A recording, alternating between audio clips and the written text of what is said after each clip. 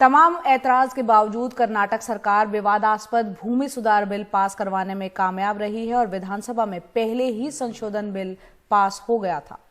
चौंकाने वाली बात यह है कि किसानों की पार्टी जेडीएस ने भी इसका समर्थन किया। अब उद्योगपति और व्यापारी किसानों से सीधे जमीन खरीद पाएंगे।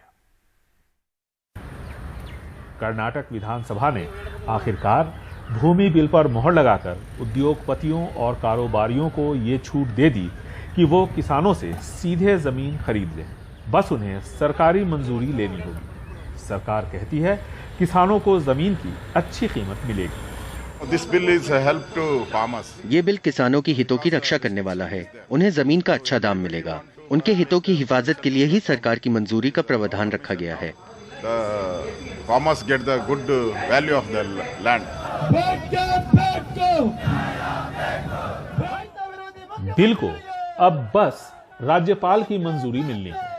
इसके बाद उद्योगपति अपनी पसंदीदा जमीन की जानकारी सरकार को सौंपेगा। जमीन मालिक की मंजूरी और अपने प्रोजेक्ट की जानकारी भी देंगे।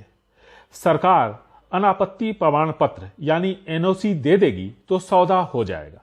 हालांकि अनुसूचित जाति और जनजातियों की मिल्कियत वाली जमीन इस कानून के दायरे से बाहर है। बिल में यह संशोधन भी हो चुका है कि एक कैटेगरी की जमीन सिर्फ खेती के लिए ही होगी। इस बिल का जेडीएस शुरू से विरोध कर रही थी, लेकिन विधान परिषद में जेडीएस के समर्थन से बिल 37 मतों से पास हो गया।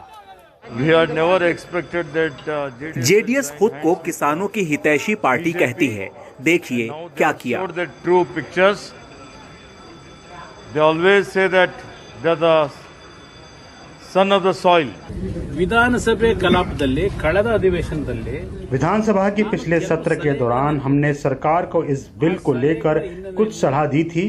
सरकार ने उसमें बदलाव किया और जो बिल पास हुआ है उसी के तहत है। ಇಲ್ಲಿ ಇರತಕ್ಕಂತದ್ದು ಇವತ್ತು ನೆನ್ನೆ ಬಿಲ್ ನಲ್ಲಿ ಪಾಸ್ ಆಗಿರತಕ್ಕಂತದ್ದು। किसानों और जानकारों की चिंता यह है कि छोटे और गरीब किसानों से उनकी जमीन औने पौने की दर पर ले ली जाएगी, तो वो क्या करेंगे? इससे ग्रामीण अर्थव्यवस्था भी तहस नहस होगी। बेंगलुरु से निहाल किदवई, एनडीटीवी इंडिया।